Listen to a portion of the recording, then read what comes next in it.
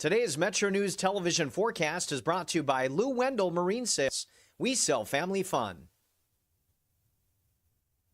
We need to protect the plants tonight with a frost advisory from Beckley to Summersville, Clarksburg, and east of there. A freeze warning, including Elkins. We have seen worsening drought conditions with a bit of expansion of severe drought toward Charleston. This does not include, however, any rain that fell Wednesday, which was a daily record approaching 1.5 inches. Closing out April, a half inch or so behind average. Year-to-date departure from average 3.5 inches. So our Wednesday rain may translate to minor drought improvement with that next map next Thursday. Of course, rain between now and then would help. Very minimal amounts for Friday's round, looking north for that 1/10 to 1/4 inch. So this evening, we'll have clearing skies, which sets the stage for a frosty situation going through our Friday. Late morning and afternoon, areas of showers moving west to east, maybe a rumble of thunder, but mostly rain out of this round. Fly CRW forecast, it starts at home. Traveling this weekend, plan for some cooler spots with Saturday's high of 49 only in Chicago, 61 even in Charlotte. Panhandle forecast, temperatures falling into mid and upper 30s tonight with some clearing skies. Then 53 to Cumberland. We'll see warmer areas in the north in the upper 50s on Friday with areas of showers. Mid to upper 30s looking eastward and highs here in low to mid 60s. But we'll be approaching freezing for Elkins. Meanwhile, 37 toward Ripley with clear skies. Topping off here in the upper 50s toward mid 60s for our Friday. And we'll continue to see the frost advisory include Lewisburg, but not so much as you stay closer to 40. Looking west, Williamson 43 tonight. Highs then in this area ranging from low to upper 60s for our Friday, but even the warm spots staying shy of 70. Cooler yet on Saturday with a slight chance for lingering showers. Dry Sunday, but back to some more comfortable temperatures next week. You own a boat because you love spending time on the water. Choose the outboard that allows you to make the most of it. Honda Marine's legendary reliability, ease of maintenance, and powerful performance keep you going strong. And they're all backed by the peace of mind protection of the industry's best limited warranty. Visit your Honda Marine dealer today and find out why it's more than an engine. It's your time on the water.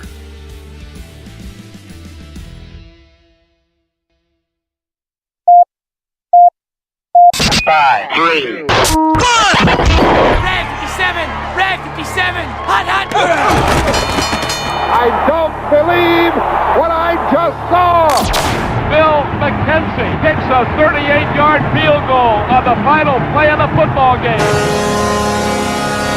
5 seconds left in the game. Do you believe in miracles? Yes! It is a great night to be a Mountaineer wherever you may be. From the home of the state's land-grant institution, inside the Health Plan Studios, in the Dale B. Miller Building in Morgantown, it's time for the state's most listened to sports talk show.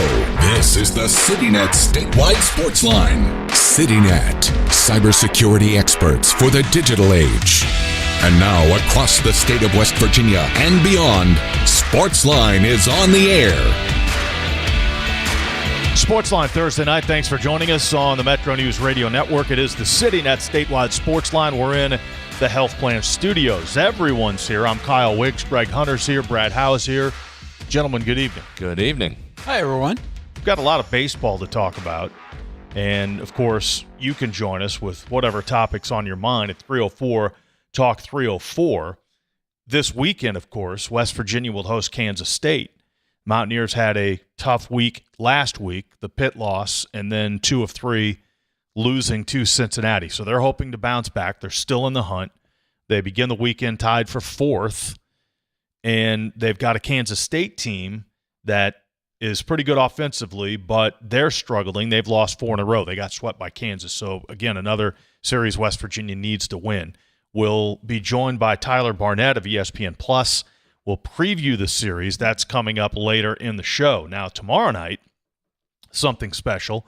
It is alumni weekend for the baseball program, and they do a great job with that. Kevin Johnson helps, of course. Kevin Okowski, who is a mid-'90s player, has organized a specific reunion of the 96 team, and that was a team that won the Big East tournament and went to a regional and had pretty good success in the regional, started 2-0. So that group, I believe I read somewhere there's 18 or 20 guys from that team coming back. and over 60 guys in total coming back for the baseball alumni weekend. Chris Enochs, you remember that name, great pitcher, first-round pick, one of the best high school players in the history of the state of West Virginia. He will throw out the first pitch tomorrow night, and he'll join us on this show a little bit later on, and we'll talk about the reunion of that 96 team. And, man, he pitched in some great games. He was a dude, man. He was a dude. He could bring it. Enochs could. W Sports Hall of Famer. Right, and exactly. I'm certain we'll get into his stats a little bit as we go. Not only was he 12-1 his final year, junior year, he had 10 complete games. There are entire conferences anymore that don't have 10 complete games. True. Amongst their pitching staff. True. Pitched a lot of innings. His breakthrough year was the sophomore year, and had a great sophomore year as well. And that's the 96 year. He was a sophomore. They won the Big East tournament. And, the Big East at the time was sending teams to Omaha. Notre Dame was in that league. St. John's was in that league. Louisville a little bit later was in that league. So they win the Big East tournament and go to a regional at Clemson. And that regional had Clemson. That was before the super regional format. So you had 6-team regionals, and Clemson and Tennessee were both baseball powers at the time and were in the same regional. And West Virginia won the first 2 games of that regional. Was that Chris Benson with Clemson then? That's when he was pitching for them, right? Chris Benson. We'll talk to Chris about this. Chris Benson, Billy Koch, that was the other one, who was the 4th or 5th player taken in the draft. Yeah. And then they had a left-hander named Ken Vining who beat West Virginia. He was a 4th or a 5th round pick of the White Sox. So that Clemson team was loaded, and it eventually went to Omaha. But, yeah, some great memories there. We'll go over all of that with Chris Enochs. He was matched up against R.A. Dickey, another first-round pick, in the first round of the regional at Clemson, R.A. Dickey of Tennessee. And then the next year, 97, his junior year, the year that you mentioned, Greg, he went 12-1, he was matched up against Jason Grilly in round 1 of the Big East tournament. Jason Grilly of Seton Hall, who was a first-round pick and pitched in the big leagues for a long time. So that was a lot of fun. Seton Hall, you mentioned some Big East teams that were good. Seton Hall put some guys in the pros during that time. They were a good program. Yep, no question. All right, also baseball today. And J.J. Weatherholt continues. I hope people aren't tired of us talking about this, but what a week he had. I don't know how you could be tired. I mean, West Virginia's got, 2 active major leaguers? Yeah. He's one of them, and he's tearing it up, and it's a player of the week type of week for J.J. Weatherholt. So go ahead. He led off the game today against Paul Skeens, who, oh, by the way, won the Cy Young Award last year. Led off the game with a long home run, pulled it into the right field bleachers, and then proceeded to get on base 2 more times. So the Cardinals won that game. They hit 2 home runs. Jordan Walker hit a 2-run shot off Skeens in the first. So they jumped out 3-0 in the first inning and went on to beat the Pirates 10-5.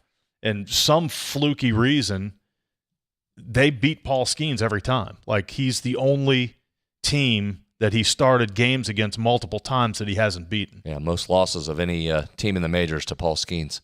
So JJ today on base 3 times, 2 hits, including the home run, got on base 9 times in the 4-game series against the Pirates. He just absolutely matched. That's why I say I think he's in the player of the week discussion. There's no doubt. And that comes on the heels since last time we talked. He doubled in last night's game once we got off the air, smashed one there. And then what a finish to last night's game. I thought the Pirates had won it with a walk-off home run, takes them right to the wall where left fielder Nathan Church makes the catch above the wall. If he's not there, that thing's out for a walk-off, makes the catch, and then JJ goes today. How about this stat? Sarah Langs from Major League Baseball put this out. 23-year-old J.J. Weatherholt is the youngest Cardinal player with 6+ game extra base hit streak since 2003 Albert Pujols. So he's got 6 consecutive games right now where he's had an extra base hit. He's the youngest to do that since 2003 Albert Pujols. The longest extra base streak by any Cardinal player, 23 or younger, since at least 1900 is 7. He's 1 away from that. Wow. The 2 players that have done it at 7, Pujols in 2001 and Enos Slaughter in 1938. You're about ready to put your name in a record book next to Enos Slaughter from 1938, JJ. Hello. Have a start to your year. And Albert Pujols, who was arguably the greatest hitter of his generation. How about that? That's pretty good. Pretty good run he's on right now, and returning home was obviously good to him. He had a great series. Great with the glove as well in the series. Yeah, he made an incredible play. Was it last night that ball came up on him, the bad hop play that he made? Last night, the night before, threw from his backside over to first for the out. Yeah, he did a great job. So I'm having a ball with this, of course, but I love I love the Cardinals. I know a lot of people don't, so I guess it's hard to reconcile for some people. I can see that. Should mention the other Mountaineer on that Cardinal team, Victor Scott, scores a run. He gets a start in center field.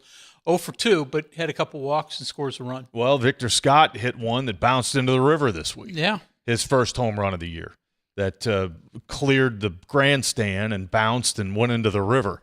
So he had a pretty good week too. And you played the clip on Monday when we were up there, and I don't know that a lot of people knew this when he said it. You could see the surprise on the Pittsburgh beat writers when he mentioned his dad's from right there in Allegheny County. I think that was a surprise to the Pittsburgh writers. So not necessarily a homecoming for Vic, but certainly has some family ties there to the area. Yeah, we all thought it was an all Southern thing, an all Georgia thing, but he kind of dropped that one on us that his dad went to high school in Pittsburgh. So a good homecoming for him as well. 304 Talk 304, that is the text line. And again, Texter says, glad to hear the Gas House Gang reference with Enos Slaughter. Well, you'll notice that might be a first. That's probably a first. I mean, I'm incredulous with that. You might know this. Who's St. Louis have tomorrow? The Dodgers. They're at home for the Dodgers, so they'll play after we get off the air. But that's the game to watch tomorrow. If he gets an extra base hit in tomorrow night's game, ties Albert Pujols and Enos Slaughter in the Cardinals record books. Yeah, Texter also, before I brought it up, Texter reminded us that Victor Scott put one in the river on Tuesday, and this Texter says we can talk Weatherholt and Scott all we want.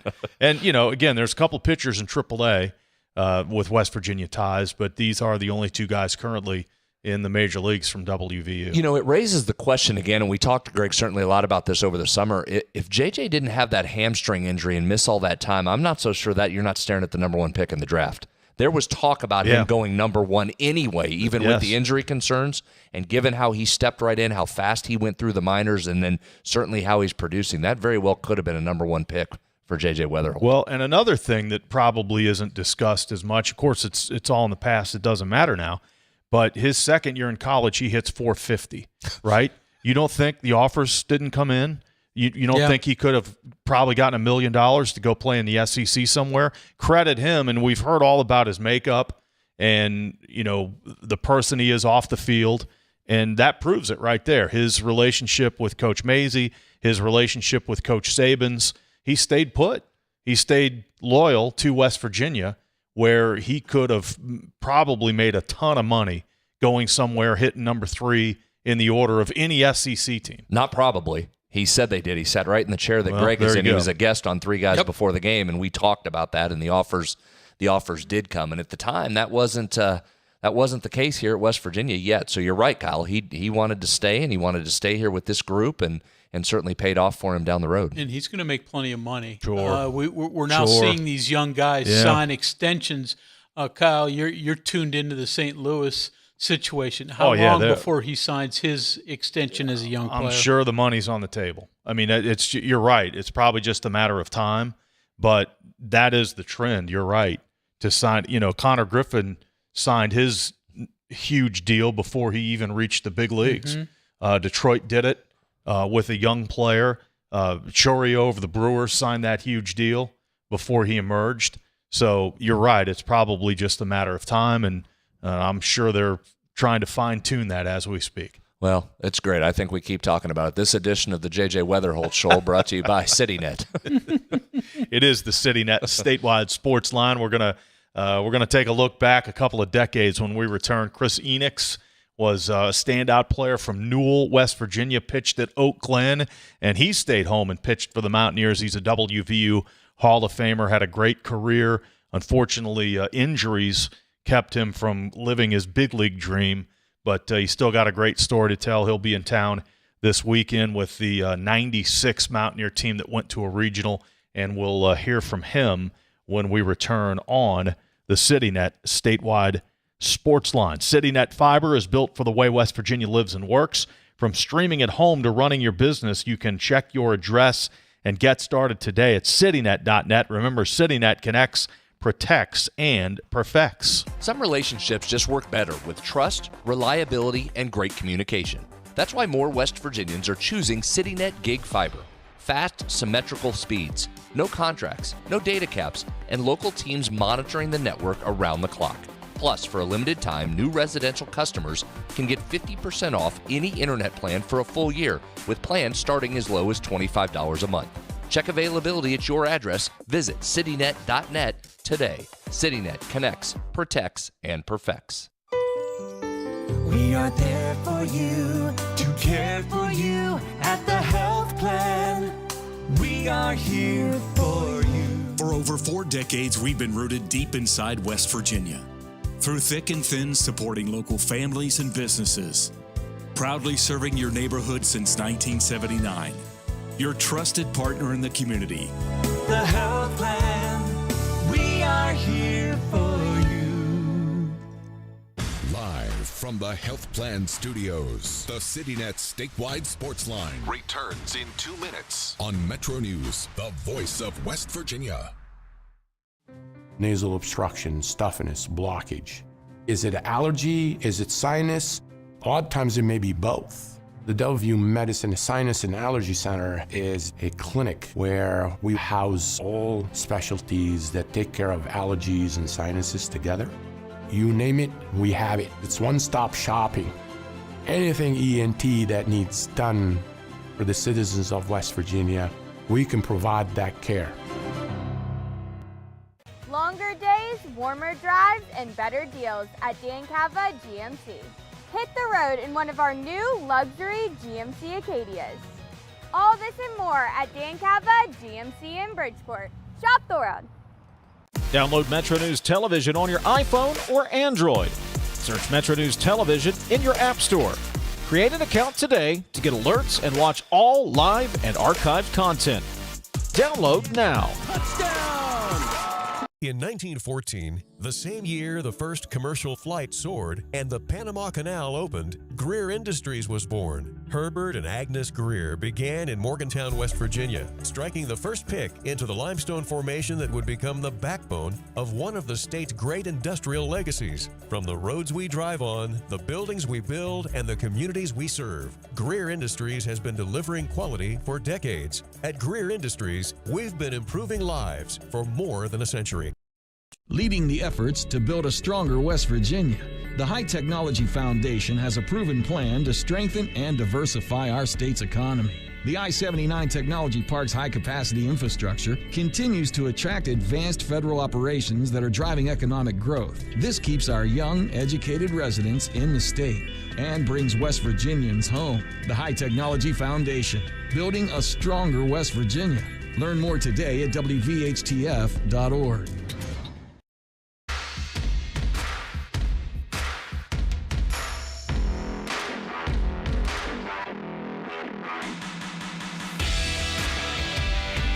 CityNet statewide Sportsline. It is a Thursday night. Kyle Wiggs, Greg Hunter, and Brad Howe with you again this weekend. Coming up, West Virginia takes on Kansas State, their latest Big 12 Conference Series. We'll preview the series coming up with Tyler Barnette of ESPN Plus coming up in just a minute. But now we're privileged to be joined by WVU Sports Hall of Famer Chris Enochs. And Chris, good evening to you. How are you? Good. How are you guys? We're doing great. Thanks for coming on the show, and we're looking forward to get caught up here with you. But let's start with the basics. Tell us what's going on this weekend. We mentioned it is alumni weekend, so a lot of players, a lot of former players are coming in town, and there's an emphasis on your 96 team this weekend. Yeah, excited to be back in town. It's been a while since I've seen a lot of the guys, so I know that Kevin Olkowski, a former teammate, he's worked very hard to kind of put all this together and get a hold of everybody. So, our 96 team, it's been 30 years since we won the Big East Championship and did pretty well in the region that we played in. So it's going to be nice for us to all get back together and get a chance to see everybody again. Is it hard to believe that it's been 30 years? Yeah, more than 3 decades. It's hard to even say. I guess it really ages us all, right? But yeah, it's been a while, and it doesn't seem like it's been 30 years. I can tell you that. We were talking before, Chris, and a little bit last night, and we were all around for that team, and what a fun run you guys were on, and what a fun season it was. As you look back, what's the thing that stands out maybe the most? Again, among a season where there were a lot of highlights there, but when you think about that, just big picture, when we say you're coming back and with the 96 team, what stands out to you about that group in that season? Specifically, obviously winning the Big East championship up in Norwich, Connecticut was something, I think that we all strive to be able to get into the tournament and then actually win it. So, that was something that jumped out. We beat Notre Dame, and they had to beat us twice. They beat us the first game, and we ended up pinching off there. So that's something. But, just as a season as a whole, that was a season that we kind of, struggled early and, really felt like we weren't living up to our potential. So, about in the middle of the season, towards 3/4 of the season was over, everything started to click for everybody, and it was just kind of nice to go on a run and, see everybody be successful and our team as a whole actually get some of that success. So I think just, turning it around from where we were to where we finished. Let's go back to that Big East tournament. You're a sophomore, again, 96, Norwich, Connecticut. That was a stadium that George Steinbrenner built for one of his Yankees farm teams, so it was state-of-the-art. That was a really cool stadium. So the first game you played Notre Dame, right? And you didn't – was that Mike Riley that pitched that first game? Yeah, yep. Mike pitched against him the first game, and he pitched really well as he did the whole entire postseason. He did a nice job. So you pitched game 2 against Rutgers and shut them out. What do you remember about that one? I remember that I gave up one hit, and it was an infield single. Kind of sticks out a little bit, but I threw the ball well that day. I had some good defense behind me, and it just kind of worked out. I think we won 5-0, 6-0, something like that.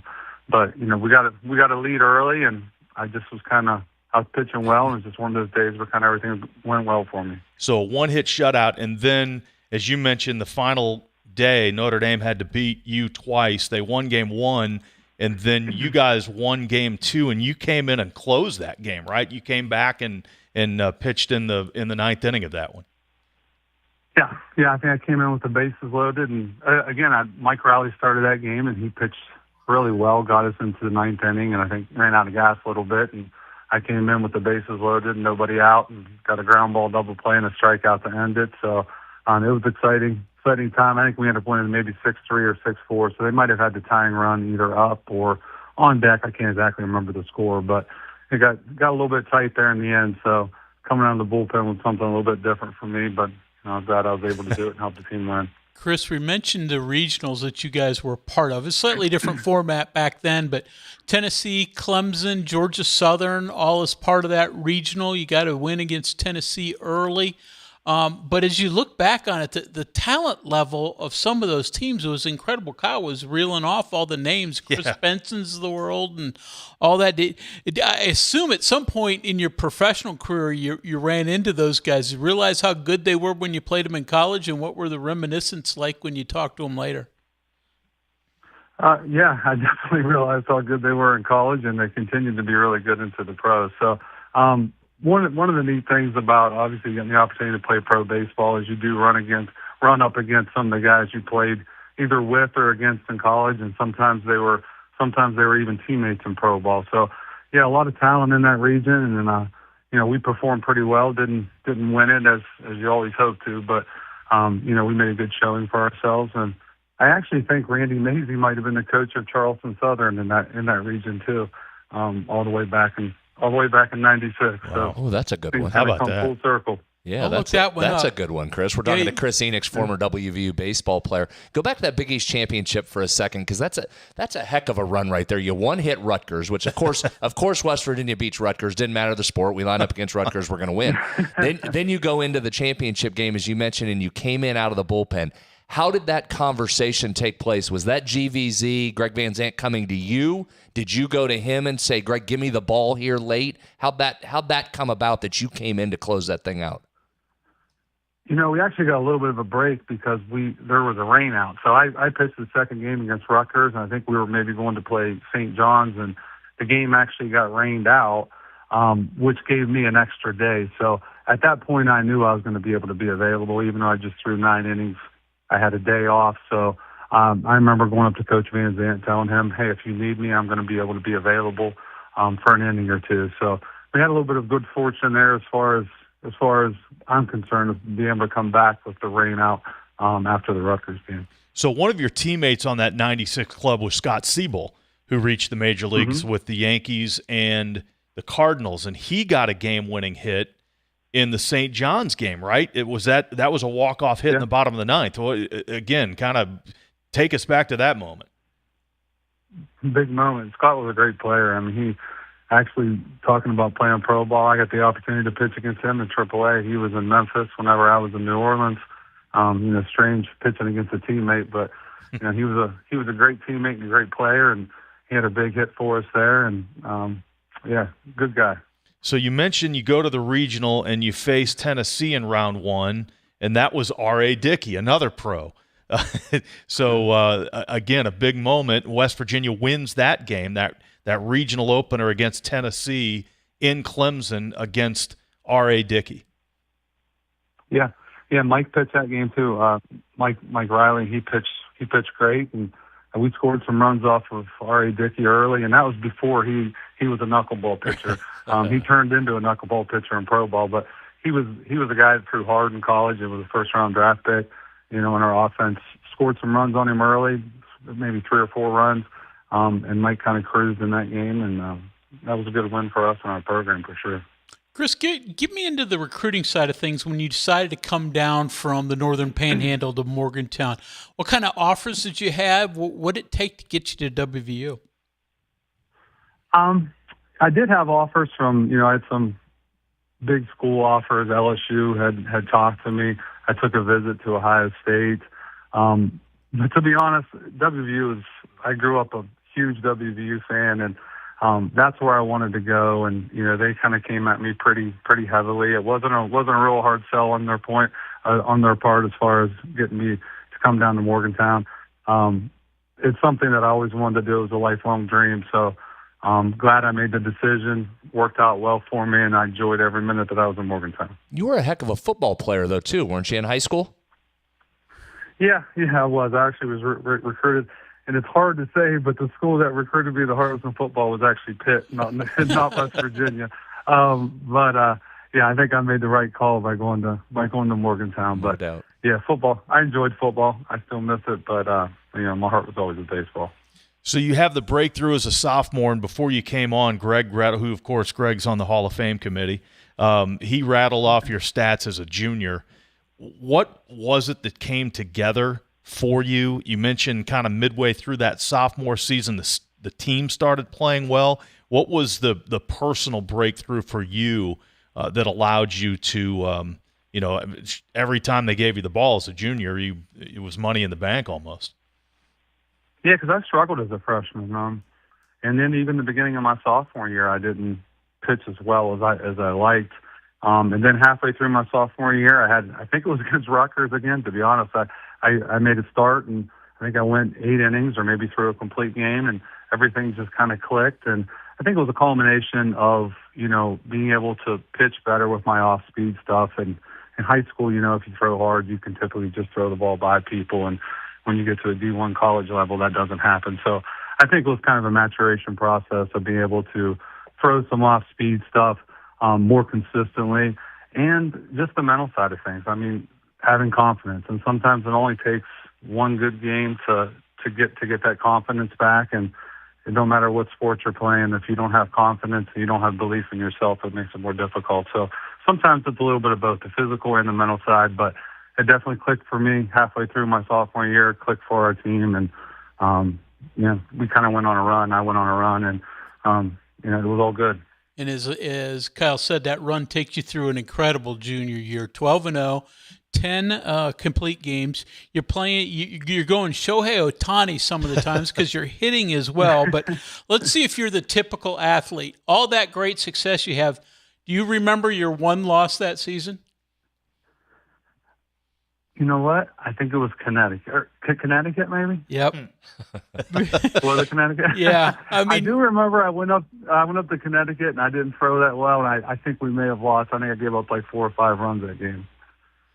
Yep, and that's the way it is for most coaches and athletes, right? Remember the loss. You remember the loss more than the success. You try not to, but you tend to.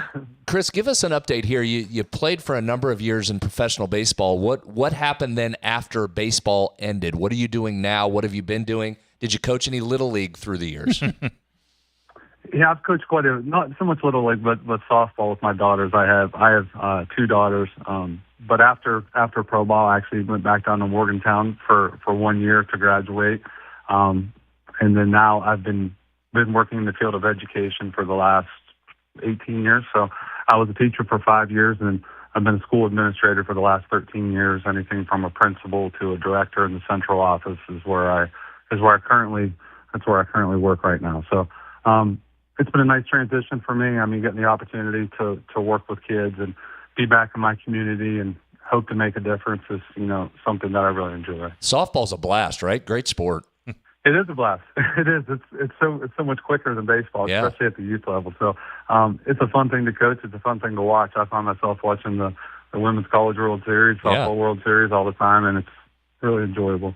So what are the festivities? What's the schedule of events for you and your teammates, your former teammates, and the alumni group when they get together this weekend? Well, I think Friday, I think we may meet at Buffalo Wild Wings and have some dinner and then head over to the game. I think we're going to be in the suite Friday night. Saturday, I think the Alumni Association has a tailgate set up for us starting at 10, and that we're going to have a chance to tour the facilities, tour the new performance facility that WVU has there, and then obviously go to the game Friday and Saturday as well as Sunday. So it's going to be a good time. I think that the Alumni Association, Kevin Johnston, and Kevin Olkowski, one of my former teammates, has done a heck of a job of getting everybody together and going to put on a pretty good deal for us. So excited to see everybody. Excited to be back in town. Now, have you warmed up? Is the arm loose for the first pitch? Or are you going like softball front toss where you go underneath? How are we going to do that? I think I think I'm going to go the safe route. I think I'm going to scoot up on the mound and, lob it in there. And last thing I want to do is spike it. I got my youngest daughter. She's coming to watch me. She'll never let me live it down. So I got to make sure I get it there in the air. That's right. Just get it over the plate. That's right. Get it there in the air and you'll be good. Get it close. Very good. Well, Chris, it certainly has been fun catching up with you, and thanks for your time, and enjoy the weekend. It's going to be a lot of fun.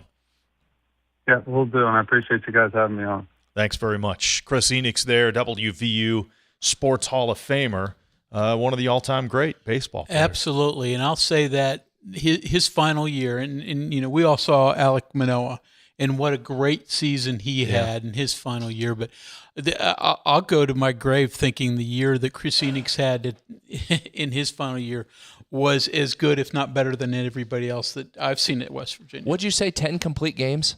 Yeah, 12-1, 10 complete games. I mean, it's just ridiculous. I mean, I know it was 30 years ago now. Yeah. I'm with Chris. It pains me to say that as well. I know it was 30 years ago, so baseball was a different time. 10 complete games, guys. Yeah. That's taking the ball and dealing bullpen. Go sit down. I got it. Give me the ball. And that was fun time. That was some of the funnest times I ever had as a broadcaster, traveling with that team. Sure. And they went to a regional twice in 3 years. Because one of Dale Ramsburg's last year, they went to a regional and played in Miami. That was the Mark Landers group that played in that regional. And then this 96 team went to the Clemson regional. Humor me for 1 minute. I'm going to geek out on you a little bit. But he mentioned Scott Siebel on that team. Mm-hmm. Scott Siebel reached the big leagues with the Yankees and the Cardinals. He hit one career Major League home run, and I was there. It was with the Cardinals at Busch Stadium against the Yankees and Tanyan Sturtz. And the reason I remember this so well is because it was the last year of Busch Stadium 2. That was 2005. They opened Busch Stadium 3 in 2006. So I went back that summer of 2005 and spent an entire week going to games because I knew that was going to be it. Yeah. And it was Boston and New York. They were all interleague. Interleague play was new. it was Boston and New York. So I went to 2 games against Boston and 2 games against the Yankees, and Scott Siebel hit his only major league home run for the Cardinals against the Yankees. It was a Sunday afternoon. That's pretty good. That's pretty good, Greg. In the long line of Mountaineer to Cardinals, I cannot outrun the Cardinals here. Siebel, another one on that list. There are plenty of them. Yep, a lot of them. All right, 304 Talk 304 special. Thanks to Chris there for joining us. And by the way, the Mountaineers are playing Kansas State, so we're going to catch up with Tyler Barnette of ESPN Plus. He'll be the analyst for the games this weekend. We'll get a preview of the West Virginia K-State series when we return. Stay with us. The CityNet statewide sports line continues after this. Diabetes is the most common endocrine disease in the U.S., and WVU Medicine endocrinologists offer comprehensive care for this chronic disease. We also treat parathyroid, pituitary, thyroid, reproductive, and adrenal gland conditions. Trust WVU Medicine's fellowship-trained and board-certified endocrinologists to provide world-class care for all endocrine disorders. Call 855-WVU-CARE or visit wvumedicine.org/endocrinology. If you have a child who's a junior in high school in West Virginia or know someone that does, please listen up. Here's your opportunity to win a full scholarship from West Virginia Wesleyan College that includes room, board, tuition, and fees. The 19th Annual West Virginia Scholar Program is presented by ZMM Architects and Engineers and the West Virginia Farm Bureau. The deadline is May 3rd. For details, go to wvmetronews.com to apply. That's wvmetronews.com. Remember, application deadline is May 3rd. Live from the Health Plan Studios, the CityNet statewide sports line returns in 2 minutes on MetroNews, the voice of West Virginia. Today's Metro News television forecast is brought to you by Lou Wendell Marine Sales. We sell family fun. We need to protect the plants tonight with a frost advisory from Beckley to Summersville, Clarksburg, and east of there. A freeze warning, including Elkins. We have seen worsening drought conditions with a bit of expansion of severe drought toward Charleston. This does not include, however, any rain that fell Wednesday, which was a daily record approaching 1.5 inches. Closing out April, a ½ inch or so behind average. Year-to-date departure from average 3.5 inches. So our Wednesday rain may translate to minor drought improvement with that next map next Thursday. Of course, rain between now and then would help. Very minimal amounts for Friday's round, looking north for that 1/10 to 1/4 inch. So this evening, we'll have clearing skies, which sets the stage for a frosty situation going through our Friday. Late morning and afternoon, areas of showers moving west to east, maybe a rumble of thunder, but mostly rain out of this round. YCRW forecast, it starts at home. Traveling this weekend, plan for some cooler spots with Saturday's high of 49 only in Chicago, 61 even in Charlotte. Panhandle forecast, temperatures falling into mid and upper 30s tonight with some clearing skies. Then 53 to Cumberland. We'll see warmer areas in the north in the upper 50s on Friday with areas of showers. Mid to upper 30s looking eastward and highs here in low to mid 60s. But we'll be approaching freezing for Elkins. Meanwhile, 37 toward Ripley with clear skies. Topping off here in the upper 50s toward mid 60s for our Friday. And we'll continue to see the frost advisory include Lewisburg, but not so much as we stay closer to 40. Looking west, Williamson 43 tonight. Highs then in this area ranging from low to upper 60s for our Friday, but even the warm spots staying shy of 70. Cooler yet on Saturday with a slight chance for lingering showers. Dry Sunday, but back to some more comfortable temperatures next week.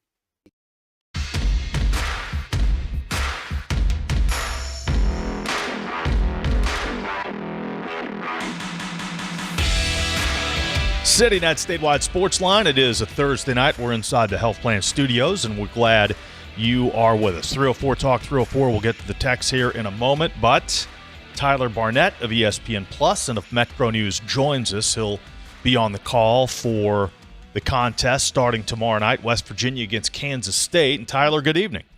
Hey, good evening, guys. Who won tonight, the good guys or the other team? We took a 3-run loss tonight. Oh. just getting off the field too. So. Okay. Well, fire the coach. You're out. Next. Always the coach's fault, isn't it? Yep, always the coach's fault. All right, we won't take much of your time here. We know there's probably ice cream to be had for the win or lose, right? You got to get the ice cream. Yeah, winners get sprinkles though. Okay, there you go. Rough week last week. The Pitt lost 2 of 3 at Cincinnati. And obviously, with just 9 conference games left, this is a very, very, like they all are, but this is a very important series for West Virginia at home against Kansas State. Yeah, well, I mean, when we talked last week, we were talking about how we were kind of rooting for Pitt the rest of the way, and Pitt did their job. They the Virginia series for them was a great series, jumped them up in the RPI. I think they moved up 30 spots in the RPI after that series, but then they lost the game last night against Kent State, so they start to tumble a little bit more. Kansas State is one of those teams that is kind of fighting for their playoff life. They're not talking about hosting a tournament. They're talking about getting into a tournament. So you've got a team coming into Morgantown who, is injury-riddled a little bit and is in desperate need of a few wins against a high RPI team. So, Tyler, put your finger on one thing that this Mountaineer team needs to do better this week. I think the hitting needs to pick up. Last weekend against Cincinnati, you were down Max Yale. You kind of leaned on a guy who's been a bullpen arm for you, and Ian Korn. He was fantastic in a start, but the bats just really didn't do what they needed to do to really carry West Virginia through that series. And then you look at the game 3, they give up that 5-run 8th inning, which cost them not only that game but the series, and probably a few spots in the RPI. So first off, offense, they need to hit better, but defense needs to back it up a little bit.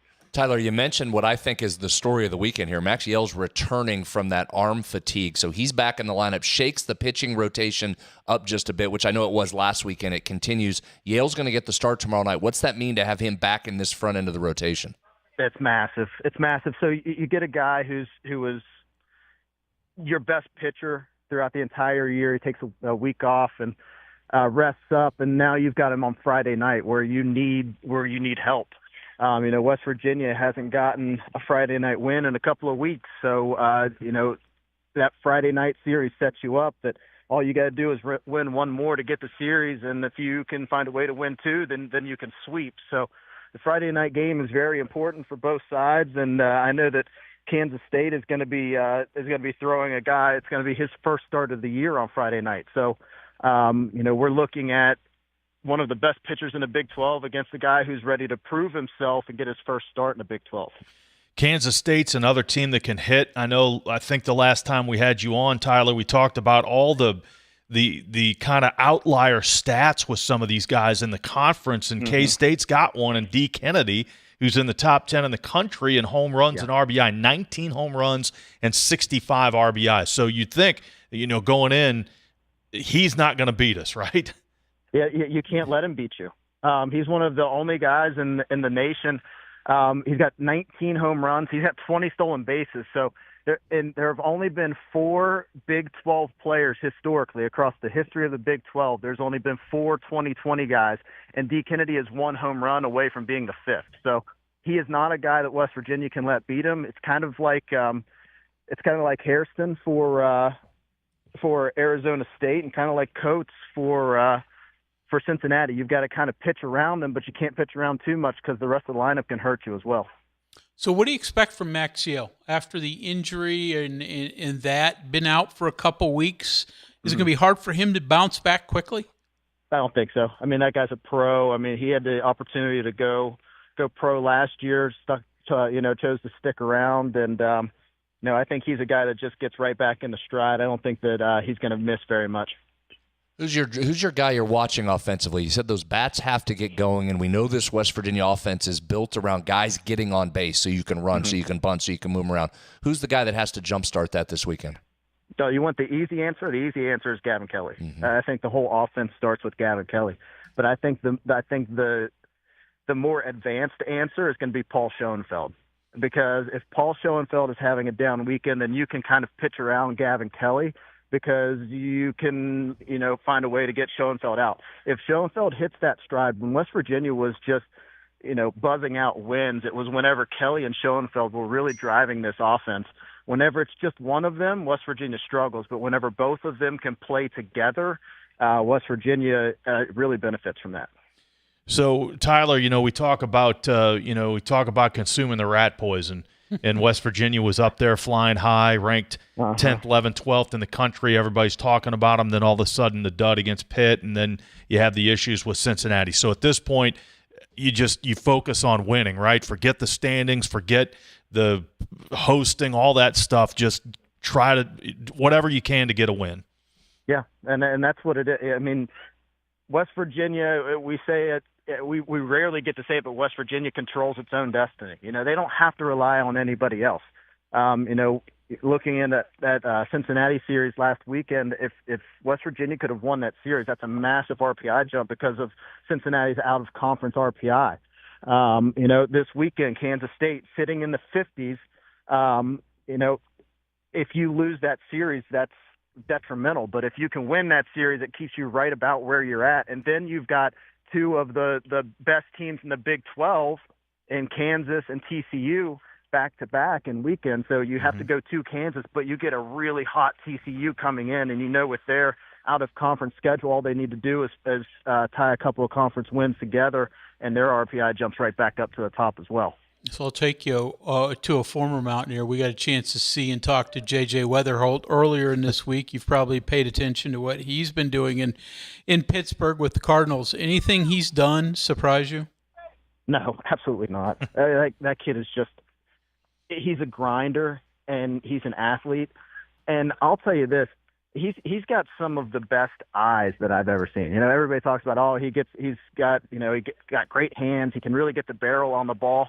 His pitch selection, watching him as a sophomore, his pitch selection was just anything around the edges he was able to lay off no matter how late in the zone he saw it. And you're seeing this at this level. That pitch that he put in the right field today against Paul Skeens was, a 96 mile an hour. What was that? A splinker, I think is what they call it. And it was just, his eyes are absurd. Well, Tyler, we appreciate your time. We'll let you serve up the ice cream. All right, appreciate it, guys. After the game. Good luck this weekend. We'll be watching and listening, and thanks for your time. All right, thank you all. Tyler Barnette there, ESPN Plus. So West Virginia, Kansas State tomorrow night. Big series. Big series. Big series. I'm interested to see how Yale does with that time off there. Get him back in the lineup there. Tyler's right. You get a stud back on the mound like that. That could change the fortunes of the weekend if he goes out and puts a typical performance out there. And then think of what also helps just your overall pitching depth. Now your rotation is back to what it normally was. You can use your bullpen like you used to. You don't have to mix and match like you were having to do the last couple of weeks. All right, Brad's got to go. We're going to let him go. We appreciate it. And we'll come back, check the text line when we return. This is the CityNet statewide sports line. We're in the Health Plan studios since 1979.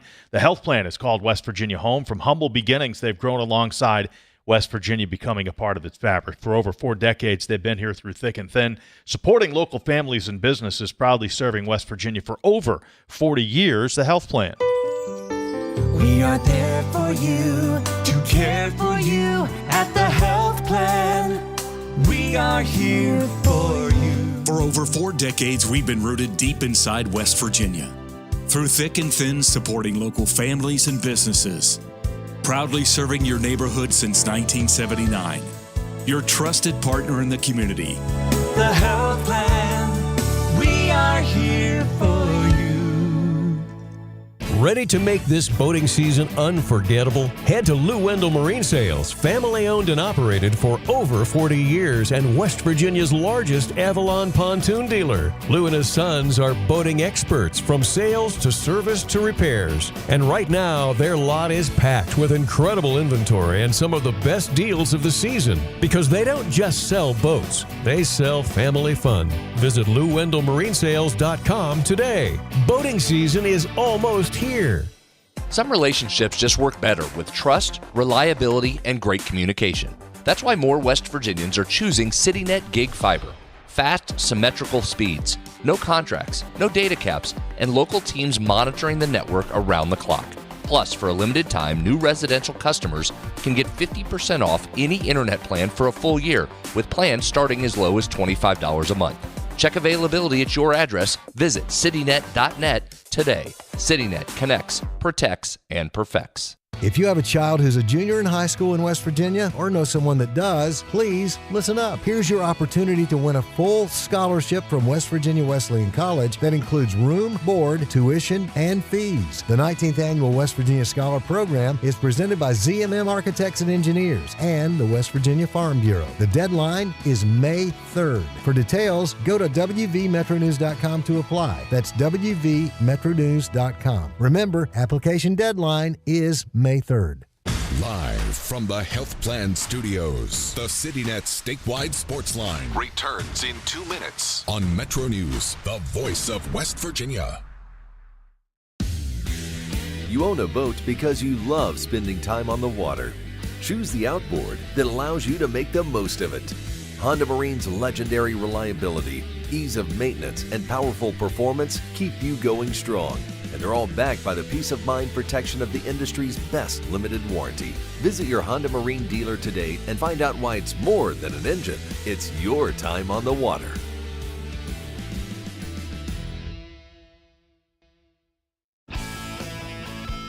What do you know about hot dogs? Because we've been all about hot dogs this week. I love hot dogs, and I love them with Miracle Whip. Oh, God, I forgot. Never mind. I forgot and about onions. this. Okay. I actually, yesterday morning, I had a hot dog for breakfast at 6:45 with onions and Miracle Whip. And with that, we'll be back right after this. Join Dave Allen weekdays for midday on Metro News Television. You know CityNet is West Virginia's leading technology company.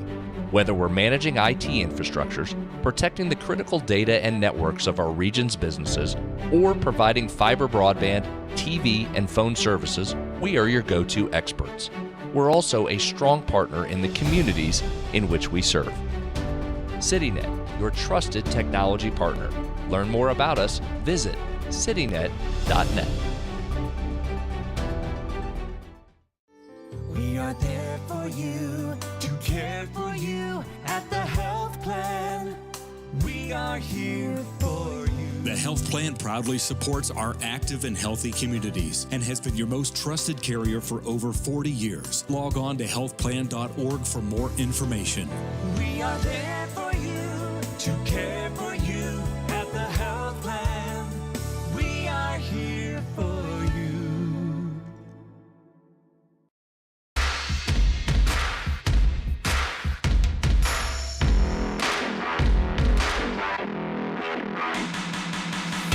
CityNet statewide Sportsline for Thursday. Brad had to vacate. He's got an appointment tonight, so we just have a few minutes left. Checking the text line, 304 Talk 304. Enos Slaughter and the Gas House Gang got mentioned on the Sportsline for the first time ever. Another Enos Slaughter reference from a texter said he stirred up some childhood memories. Texter is 82 years old and followed baseball all of his life. Enos, obviously, yes, a very good player, Hall of Fame player. Looked it up, and this texter says he's in the St. Louis Cardinal Hall of Fame. He's in the Major League Baseball Hall of Fame, too, Enos Slaughter. 304 Talk 304. Texter says, love to talk about JJ and Victor and their success, but have you guys had a chance to look at the standings and see who's actually in first place? So this must be coming from a Reds fan because the Reds are playing incredibly well. And as I do check the standings, the Reds are up by a game over the Cubs and 2 over the Cardinals. So, yes, the Reds are having an outstanding start to the season as well. Totally. Yeah, it's 304 Talk 304. Texter says they need to put Weatherhold on Tuesday dingers on FanDuel so I can make some money. That's a new one for me. I'm not familiar with that. I'm not. That's Brad's territory. We should have asked him. Texter says JJ probably really excited to hit against the Bad News Bucks this week. The Pirates are back in their place. Excuse me. They're back in their place in the basement where they will remain thanks to Bottom Basement Bob. Sell the team, Bob, according to this texter. So, 304 talk 304. There are times you could say that, but when you do that against Skeens, as he did today, I mean, that's no joke. Another texter points out JJ 7-0 all time at PNC Park now. Yeah, we were sitting there right in the dugout with the interview when he gave us brought the that stat up, that he was 3-0, and that night he was hoping just to get to 4-0. I don't know if any of us envisioned 7-0, but still undefeated at the ballpark between his backyard brawl days and now his 4-game sweep of the Pirates. I think the Cardinals only come back one time. I don't know about you. Some of the changes made to baseball have been outstanding. The pitch clock has saved the game as far as I'm concerned. But one thing that I absolutely cannot stand is the schedule with playing every team every year. Yeah. So why your division, you don't play divisional games are minimum. Well, I mean, just shrunk down. Well, last year, again, I haven't studied it as close this year, but last year the Cardinals didn't play the Cubs till like August. I mean, that's ridiculous. Yeah. I mean, come on. So why, again, there's a lot of great rivalries in this Central Division with the Pirates and the Cardinals and the Reds and the Cubs and the Brewers. Why would I want to see my team play the Seattle Mariners or the Texas Rangers and not play the Cubs? Yeah. Or the Pirates or the Reds? Play more division games. At least as a fan, that's what I want to see. But that's I guess an old man rant for another day. Yeah, exactly. Good show tonight. We appreciate it, Greg. We'll talk to you again tomorrow. See you then. That is the CityNet statewide sports line. And thanks for listening and watching. We will be back tomorrow night. From the Health Plan Studios, the CityNet statewide sports line is an exclusive production of the MetroNews Radio Network. All rights reserved.